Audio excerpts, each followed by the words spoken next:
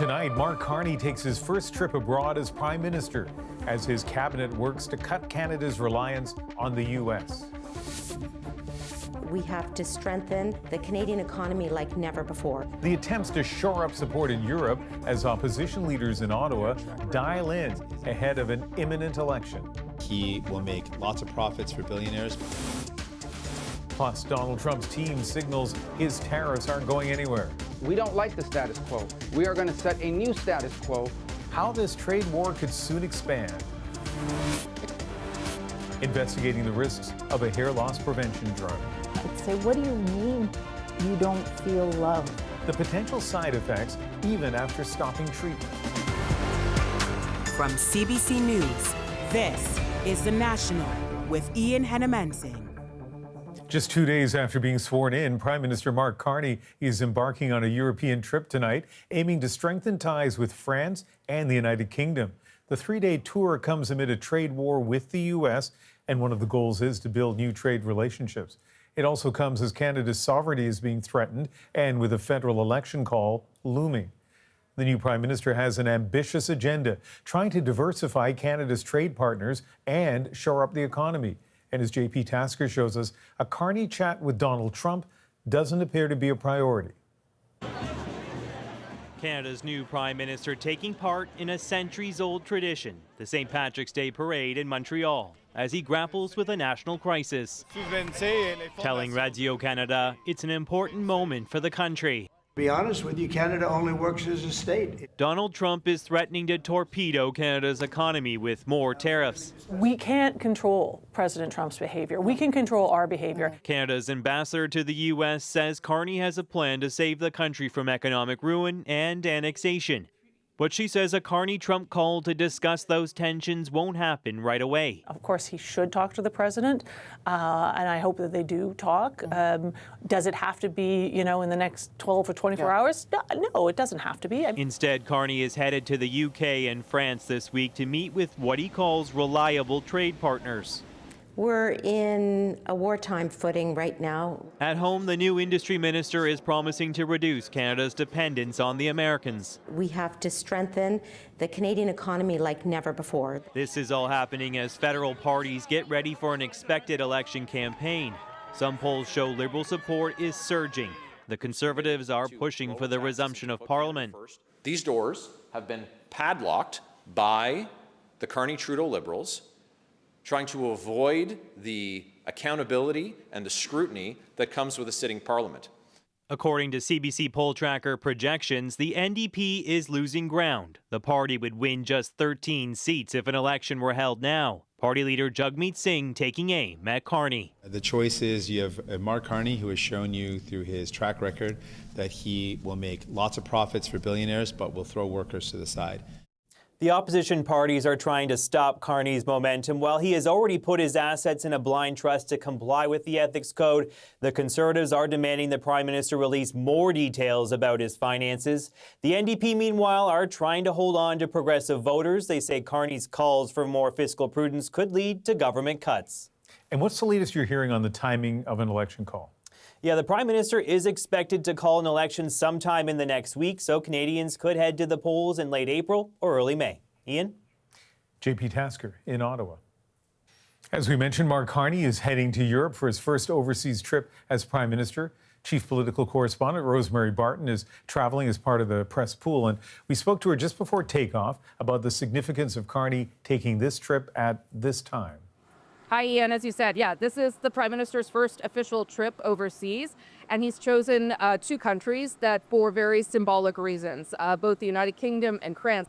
The first visit will be with President Emmanuel Macron in Paris, where the two will discuss indeed how to deepen trade between the European Union and Canada and some of those security issues.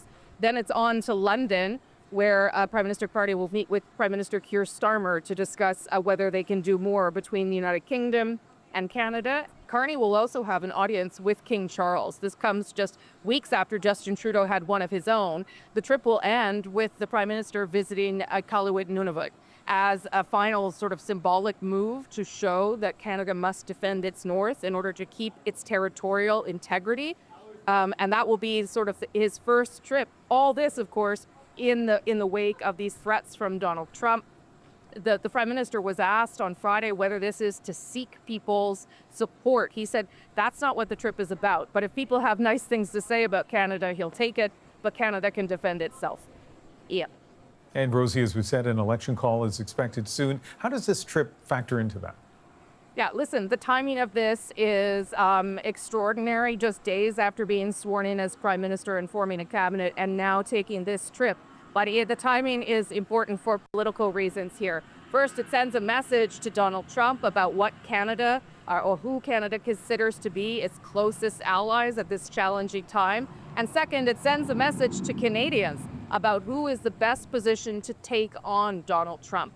That, of course, is supposed to be, likely to be, the ballot box question heading into an election in a matter of just days. And if that is the question, Mark Carney is starting off his week by positioning himself and presenting himself as the person who can defend Canada and take on Donald Trump in these critical times. It's a playbook that worked for Doug Ford in Ontario, and so it's one that the federal Liberals are trying by doing this first trip here with the Prime Minister. Yes.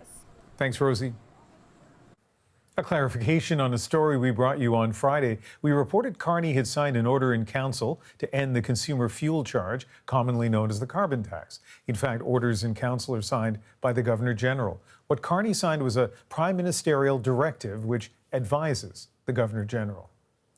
The April 2nd deadline for another round of U.S. tariffs is fast approaching. Canada, again, among the many targets. And as Katie Simpson shows us, U.S. officials are making it crystal clear to both Ottawa and to Americans, nothing will stop it. The U.S. president spending the weekend at his golf club as the world learns more about his trade agenda. We don't like the status quo. We are going to set a new status quo. Expect more industry-specific tariffs, and those already in place are likely to stick around, according to the U.S. Secretary of State. There are critical industries like aluminum, like steel, like semiconductors, like automobile manufacturing, that he rightfully believes, President Trump rightfully believes, the U.S. needs to have a domestic capability. Fresh off his trip to Canada for G7 meetings, Marco Rubio says the Trump administration wants to redo trade deals with all of its partners. We're going to reset the baseline, and then we can enter into these bilateral agreements, potentially, with countries, so that our trade is fair. That baseline is expected to be reset April 2nd, when Donald Trump says he will impose new tariffs based on what he calls fairness. Reciprocal tariffs for countries that tax U.S. goods and or have economic policies the Trump administration does not like. The plan shared with Canadian officials during a high-level meeting in Washington Thursday. On April 2nd, there will be announcements that will affect the whole world, including Canada. The uncertainty around trade making stock markets volatile, creating fear that everyday life in America is about to get more expensive. All of it dismissed by the U.S. Treasury Secretary. What I was saying is the American dream is not let them eat flat screens. The American dream is not contingent on cheap baubles from China, that it is more than that, and we are focused on affordability. For now, many Republicans publicly support Trump's effort, including a tax on Canada. You know, our friends up north, and they are our friends in Canada, they are, as the president says, they are nasty negotiators. He thinks they did a heck of a job in terms of taking advantage of the United States and the trade agreements that have been established so far. He wants to redo them, and this is the first shot over the bow. It is, again, important to point out that the current trade agreement between the U.S., Canada, and Mexico was negotiated by Donald Trump himself during his first term. And that agreement, CUSMA, as it's called in Canada, is set for review next year. Yeah, and the Trump administration is aggressively signaling it wants to review it sooner rather than later in order to make the terms more favorable to American companies and workers. Katie Simpson in Washington. The Trump administration has continued the deportation of alleged gang members despite a federal court ordering it to stop. We're on very dangerous ground here. This is as lawless an action as the administration has taken. Officials say the order came as hundreds of detainees were already in the air, bound for prisons in El Salvador and Honduras. The Trump administration began these deportations after invoking the 18th century Wartime Alien Enemies Act, citing what it calls an invasion of Venezuelan gang members. Lawyers say under the act, anyone could be declared a gang member. The court ordered the pause while it considers a lawsuit invoking the act. A massive storm system is making its way across the northeastern U.S. tonight, and with it, warnings of potential tornadoes. As Sam Sampson shows, this threat comes after an already devastating weekend of deadly twisters. Look at all that debris. Without warning, Oh my God. We are in a tornado. a tornado forces its way through Missouri. Several states were hit by dozens of reported tornadoes this weekend. The storms killed at least 35 people across some Midwestern and southern states. Multiple tornadoes, fatalities, looting, auto accidents, just you name it, kind of an Armageddon situation. In Missouri alone, at least 12 people were killed. The tornado that touched down here left thousands either without power or completely displaced. There's a lot of people today that are looking for a place to land after something like this. Dust storms proved deadly too, killing at least 12 in Kansas and Texas. Powerful winds kicked up enough debris to blind drivers. There it goes. Gusts strong enough to topple semis like toy cars, cause major crashes, and fuel wildfires across several states.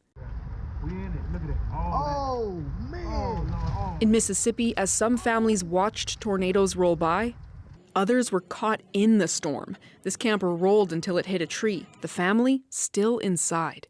All I could hear is my 6-year-old screaming that she didn't want to die. You know, and you don't want to hear that coming out of your baby's mouth. And, you know, my husband saying, please, God, let my family be okay. Please, God, please, God, please, God. 3 people died in this county alone. One, a 7-year-old boy. The feeling of loss and reality reverberating through these states. It's like it's not real. You hear about these storms and then you don't really put the feelings behind it until it hits home. Hundreds of thousands of people lost power, the outages spanning from Florida all the way north. As governors declare states of emergencies seeking help to rebuild, nothing can take away the crushing reality of these natural disasters. Sam Sampson, CBC News, Edmonton. The future of Canada's oldest company is growing more uncertain, with Hudson's Bay preparing to immediately liquidate all of its assets. Lisa Shing now with what could come next and the reaction from shoppers. It's an institution Canadians across the country say they'll miss. That's too bad, because I grew up with Hudson's Bay, so it's pretty sad. Family's been shopping here for generations. I've come for them, and I'm sad to see it go. Just 1 week after Hudson's Bay Company applied for creditor protection, hoping to keep the business afloat in some capacity, a dramatic development. It will start liquidating its entire business as soon as next week, beginning the process of closing all of its 80 stores. This was one of the last of the department stores that reflected a Canadian identity. We're coast to coast, shore to shore. The Bay, founded in 1670, has its roots in the fur trade and saw success as a department store chain in the 1900s. But filings show the company had just $3 million in the bank at the start of this year, and it owes nearly $1 billion to creditors, including landlords, suppliers, and brands like Ralph Lauren and Estee Lauder. Its potential closure puts more than 9,000 jobs at risk across its stores, as well as all Saks Fifth Avenue and Saks Off Fifth locations, with no guarantee of severance or pension. For the company to announce a potential liquidation so fast after filing before the court is unusually quick and very troubling. It does suggest that there's a serious financial problem. In its court application, Hudson's Bay said it was struggling because of the drop in store traffic post-pandemic, people spending less, and the trade tensions between Canada and the U.S. In a statement, the company said it exhausted efforts to secure financing to pursue a restructuring, though it remained hopeful that could change. It has become a nostalgia brand. And nostalgia, unfortunately, is a luxury that really most people won't afford in these kinds of times. Pending court approval Monday, the retailer plans to close up shop by June 15th. Lisa Shing, CBC News, Toronto. Tonight, the Pentagon says it shot down nearly a dozen Houthi drones approaching its warships after the Yemeni militant group said it would retaliate for a large-scale U.S. attack over the weekend. The White House publicized the airstrikes. Trump himself shown overseeing them after threatening that hell will rain down on militants. Local health officials raised the death toll to more than 50, with more than 100 injured, including children.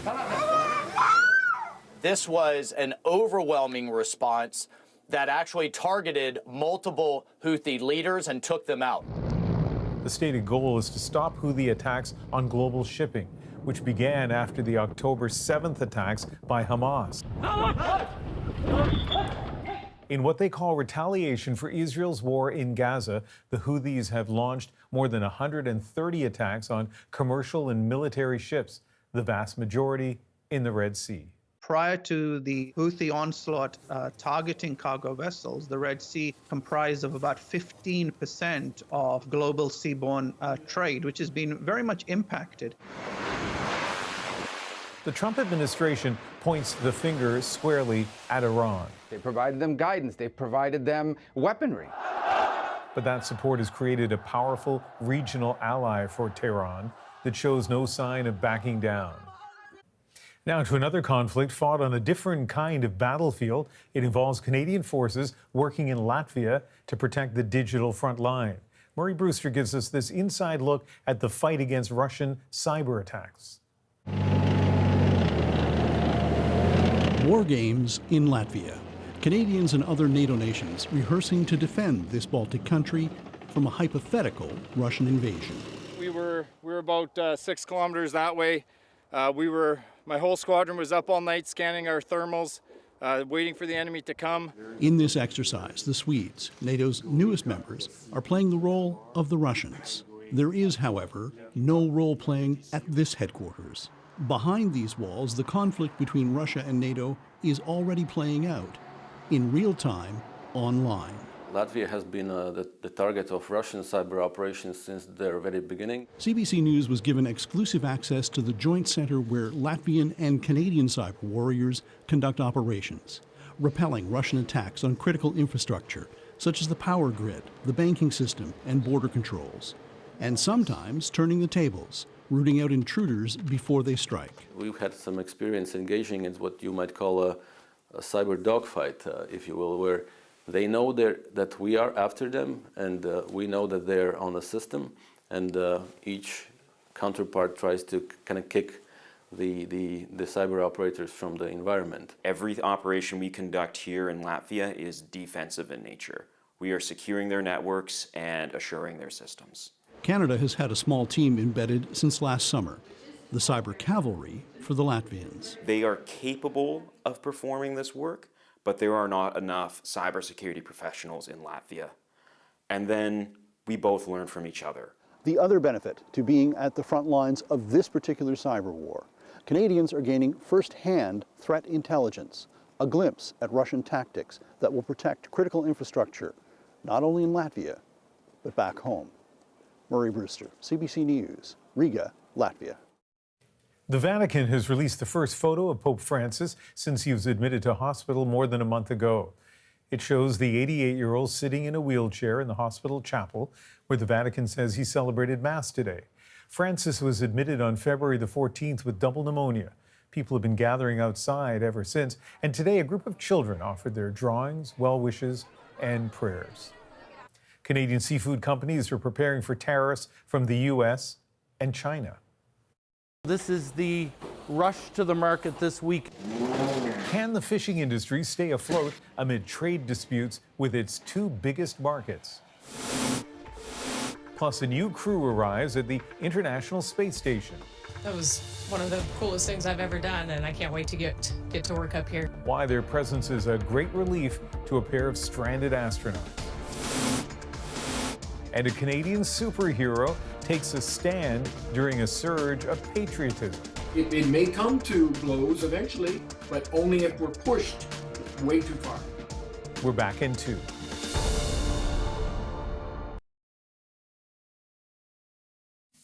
The supply chain cannot eat a 25% tariff. North America's biggest seafood expo kicked off today in Boston under the looming prospect of a 25% U.S. tariff. Some Atlantic premiers were on hand to support a Canadian industry under siege. And China is also set to hit Canadian seafood with a 25% tariff, that beginning on Thursday. Kayla Hounsel checks the mood of an industry that's facing down a double-barrel threat and scrambling for solutions.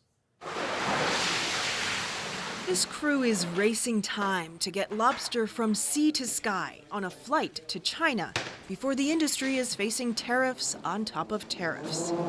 This is the rush to the market this week. This shipment may be the last to make it out before China slaps an additional 25% tariff on Canadian seafood. It comes in the midst of the on-again, off-again trade war with the U.S., and it means Canada's top two markets are posing a problem at the same time. It's a bit perplexing, it's troubling.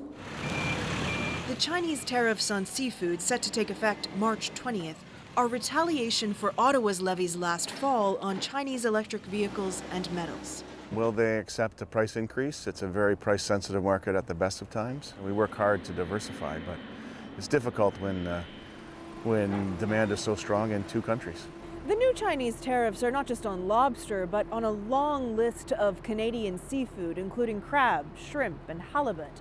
83% of all seafood exported from this country goes to the U.S. and China. That means by April 2nd, 83% could be tariffed. It's just upended the entire marketplace. Former Nova Scotia Premier Stephen McNeil has been advising the Prime Minister on U.S. tariffs, and when he was Premier, he made trade with China a focus. Our customer was dictating the price, which was the United States. So I broadened our reach. McNeil says the industry needs to further diversify. Lamont says he thinks the Chinese tariff will stick. I think this tariff is coming, and we will be obliged to cope with it. And how will you do that? There will be undoubtedly new price points for Canadian lobster in the weeks to come. He's hopeful China will remain hungry for Canadian lobster, but also notes anything that hurts fishermen could also hurt those packing the planes and the wider regional economy. Kayla Hounsel, CBC News, Halifax. It's a long-awaited sight for a pair of astronauts stuck in space for 9 months. It was a wonderful day. Great to see our friends arrive. The massive step towards their return home from the International Space Station. Plus, fresh warnings about the dark side of a popular hair loss drug. He said to me, I'm having some funny feelings in my head, like brain fog or something. And an actor from Nunavut uses her platform to educate audiences about Canada's North. We have such vibrant communities that are so full of love and joy and laughter. The National breaks down the stories shaping our world. Next.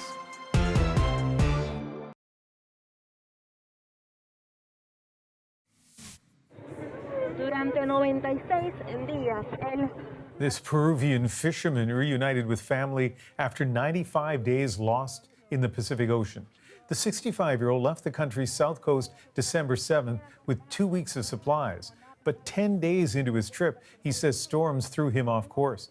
He says he survived by eating cockroaches, birds, and turtles.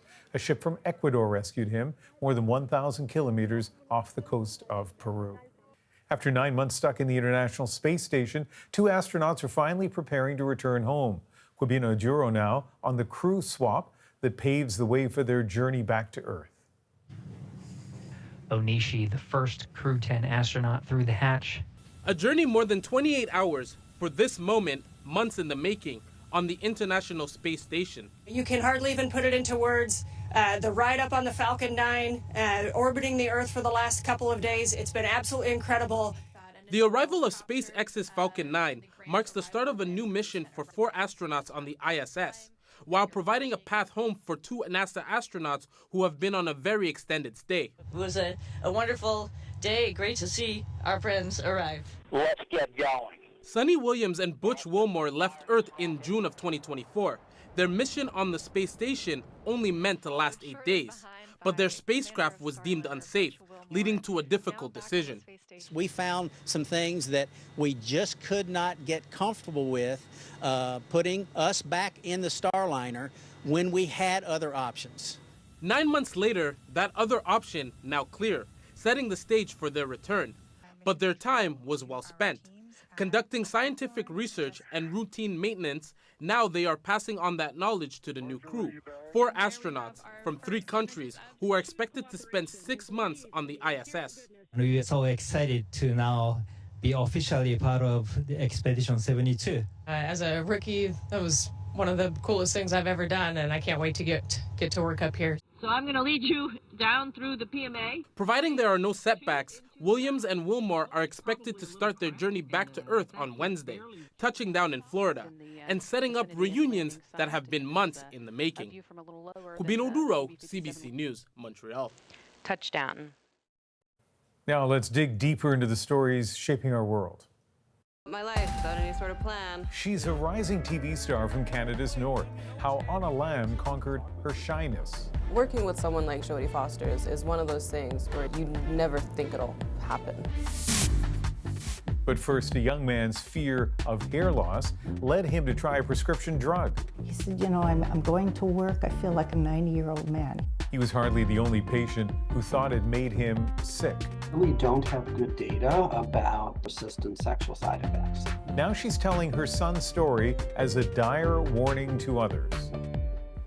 For years, regulators have warned that finasteride, better known by the brand name Propecia, can cause sexual dysfunction and depression. Radio-Canada's Brigitte Noel investigates the drug's potentially devastating side effects. Denise Turner remembers the day in the fall of 2020 when her son Mark came home with a prescription. He was really excited to take it. I literally remember him, running in the house, one day and saying, "I know it's a lifelong drug, but it's going to work." A pill called finasteride, or Propecia, that promises to slow down hair loss. This pharmaceutical fountain of youth is not without side effects. Finasteride is known to cause sexual dysfunction in some men who take it. But Mark, 35, was told he was young and healthy and that the odds were in his favor. I'd say 3 weeks in, he said to me, "I'm having some funny feelings in my head, like brain fog or something." Mark Turner stopped the medication after a few months, but then his symptoms got worse. He suffered from erectile dysfunction, lost his libido, and experienced a host of other issues. He was very tired. He's fatigued. He said, "You know, I'm going to work. I feel like a 90-year-old man. Insomnia, tinnitus, very bad tinnitus that would not go away."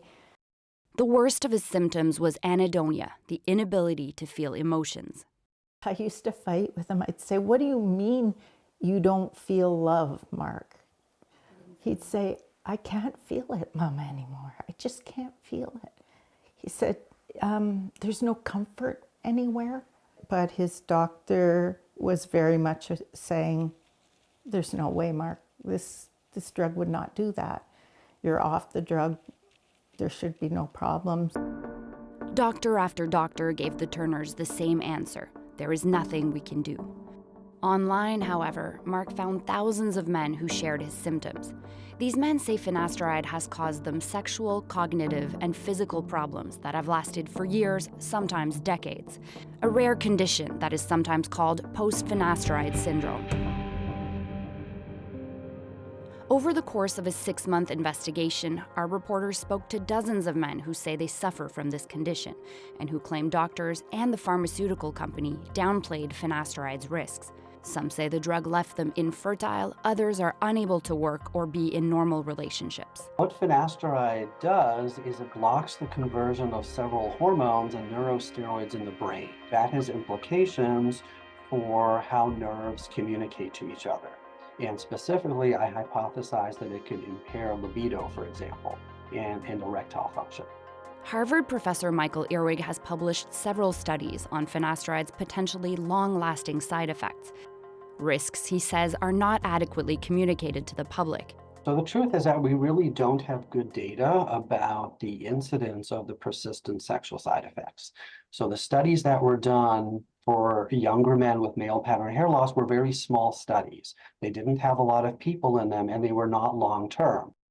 Around the world, several hundred men have launched lawsuits against Merck, the original maker of the drug. In 2019, evidence from one of these trials became public in a Reuters investigation that exposed some of the company's internal emails.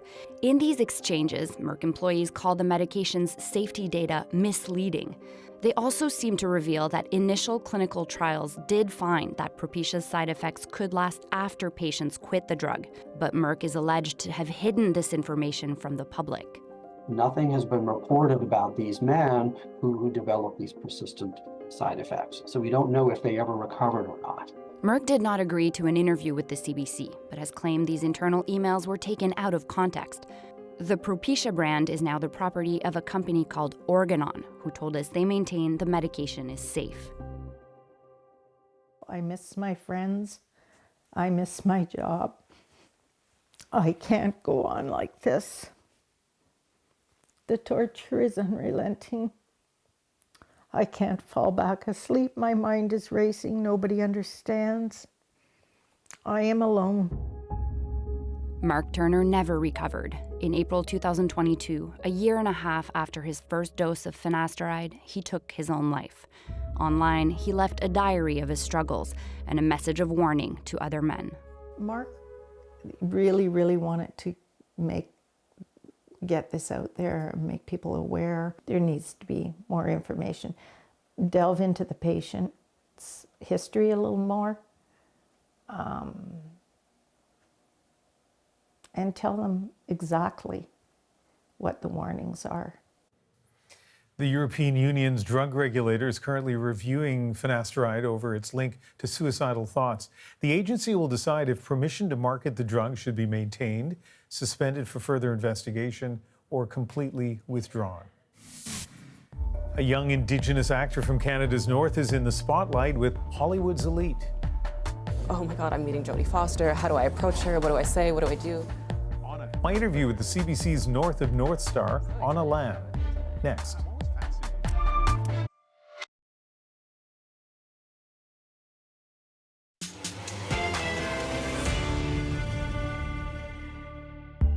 Actor Anna Lambe is on a roll. I have no clue what to do next. Hardly. She's worked with Jodie Foster and now stars in CBC's North of North, a series shot in her Arctic hometown. If I'm blushing in the show, it's because I actually am blushing in real life and I am embarrassed. When I sat down with Anna, we spoke about more than just her acting career. She's also a student of international development, and that too is deeply connected to her roots in Canada's far north. Anna, a real pleasure to sit down to talk with you. No, I'm so excited to chat with you today. I'm always fascinated when Canadians come from small communities, in Iqaluit, relatively small community, and end up on the world stage. When you were a kid, did you have any idea that you'd have the life you have now? No, I mean, even 5 years ago, I didn't think I'd have the life I have now, and every new job kind of comes as a surprise. As a kid, it doesn't feel like an option to act, especially growing up in the North. It wasn't, something that anybody was doing really, or not on this stage that I feel like I have now. So it's been really exciting, and everything feels like a new accomplishment. Not surprisingly, you stood out at a young age. I'm sure you're too modest to point that out yourself, but we got in touch with one of your teachers, Grace May, who said that in high school she realized that you were special in so many ways. And so in the interview with her, one of the things she said is after she looked at something you had written, the voice that you had written in was really really stood out to her. So then she said, I wanted her to hear the voice that she wrote with. And experience having a microphone in front of her, a spotlight, just her, 300 people listening. And she pulled that off beautifully. That was at a Remembrance Day ceremony. Do you remember that moment? I do. I don't remember what I wrote, but I do remember that stage, yeah. It's just, to me, so cool when teachers recognize kind of future, greatness in a student. And I don't know if she played a pivotal role at all in where you've ended up. I mean, absolutely. She didn't mention that I missed so many English classes in the year following, but In grade 10, she was my drama teacher, and there was this call out for young actors for a workshop for a film called The Grizzlies. Stop right where you are. Who's got the ball? Come on, guys, you played with them, you know which hand he favors. She had approached me and said, Anna, I think this is something that you would really enjoy doing. And I was like, me? Not me. I was very shy, I was very quiet, and just very kept to myself. But I thought, why not throw my hat in the ring? I put my name down and I told my dad about it, that I was gonna go and audition for this thing and see what happens. And then I tried to back out, and I got really scared, and I remember sitting on the edge of my bed being like, I can't do this, I can't go audition for something, that's wild. And then my dad had sent me a Facebook message that he was on his way. And I was like, there's no going back now. I'll go do it and see what happens. And you know, with Grace's support, I ended up leaving school for a couple months while we shot The Grizzlies. And Grizzlies kind of was in the back of my mind for a long time. Spring, these are fantastic. Thanks. I love The Warrior. Roger would have been totally into it too. Is there any chance you're ready to come back to school? So Grizzlies is the beginning of what is a really impressive resume that you have, especially for a relatively young actor. And so Three Pines, based on the Louise Penny books, and True Detective, the latest season of True Detective with Jodie Foster. Is it intimidating at all to work with somebody like Jodie Foster? I mean, working with someone like Jodie Foster is one of those things where you never think it'll happen. And when my agent and my manager had told me, you got the role, Jodie Foster is like a part of the project, this is going to be really exciting. And I don't think my mind fully like wrapped around how big of a production True Detective was going to be. And you know, when you hear a name like Jodie Foster with the filmography that she has, and you know, her name can create silence in a room because she's just got that star power. So you build up this idea of like, oh my God, I'm meeting Jodie Foster. How do I approach her? What do I say? What do I do? But she's very kind and very generous and a wonderful woman, and made everybody around her very comfortable and at ease. And it's been really nice for me so far in my career, especially jumping into another project where I was the lead, and you know, it was CBC and APTN and Netflix, and that can feel like a lot of pressure. Just taking it one step at a time and not making anything too big, and not attaching too much meaning to anything, just to get through the day. When people ask where I'm from, I say, think of the furthest place north you've ever been. Now keep going. Keep going. Yep, that's us. Ice Cove, Nunavut, the heart of the Arctic. So now you are the lead of a show, North to North, which is shot in your hometown at Iqaluit. What's the appeal? What's the upside of being able to do that, or maybe the downside of shooting in your hometown? I, you know, was so excited to go back to Iqaluit to film something. I moved back in with my parents, which was really exciting and fun, and I was really happy to do that. And being able to shoot something that's so community-oriented and grounded in culture, and something that I grew up with and understood so well, was so important, and it was a massive help and grounding point for me in developing Siaya and understanding her story and in understanding the story of North as a whole. And it also was just great to actually have my community around me and supporting me, and at times watching me do the embarrassing things. Well, yeah, so there's that, right? So there are people that you know who know you, who are now seeing you act, which is not a very natural kind of thing, and so potentially embarrassing moments? Yeah, you know, most days when background would come in, it was people I went to school with. It were my cousins, or it was my cousins. My brother's girlfriend has a role on the show. She plays Judy. So, you know, Siaya goes through so many moments in this show where she's doing really public outbursts, doing really embarrassing things, driving around like a maniac, setting the dump on fire. And having to do that in front of people that I know, and I know that I'm doing a character, but they kind of just see me doing a character. That was deeply embarrassing and awkward at times. And if I'm blushing in the show, it's because I actually am blushing in real life and I am embarrassed. But I think it helped me just feel more present, which was really nice and really helpful. But it also meant that I felt the support of people, in between takes. They'd be like, oh, good job, oh, I really like that one.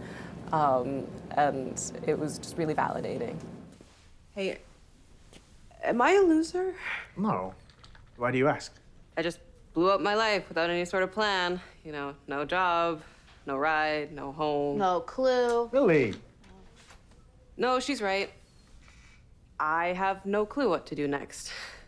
You've been studying at the University of Ottawa, international development, and so I think a lot of people in courses like that think about applying those lessons elsewhere in the world. But you see how they can apply to Canada, to the north. Yeah, when I was picking what I wanted to study for university, international development stood out to me because I, grew up in liquidate and was so acutely aware of the social issues that were impacting my community, that impact my family, that impact me.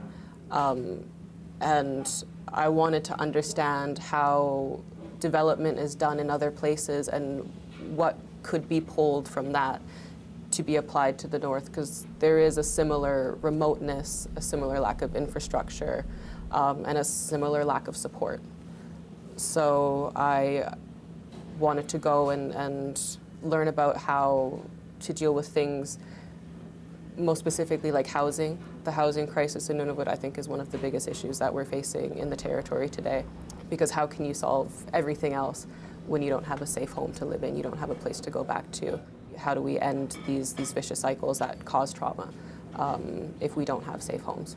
Doing international development has also really informed, I think, how I carry myself through creative industries, and how I use my platform now to empower community and other communities. So it all kind of weaves together in the end. You love the north, and now you get to do a show that's north of north. What do you want Canadians, or actually people outside of Canada as well, to know about this place that you love so much?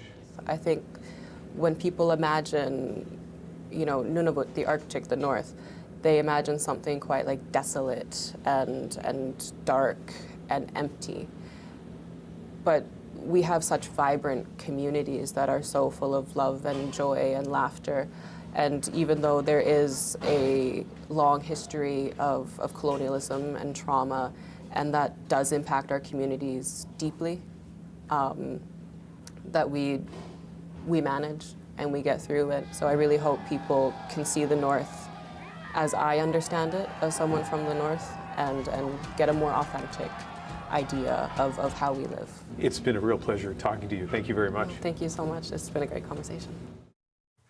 It's clear the importance of having a show like that on location, reflecting that part of the country to the rest of Canada. But you wonder how many people who got involved in that production or were inspired by it will be doing interviews with 15 or 20 years from now. Coming up, a Canadian superhero takes on a brand new arch-villain. And this is Captain Canuck expressing what all Canadians are saying in their hearts right now. The story and the symbolism behind Captain Canuck's latest comic book cover is next in our moment.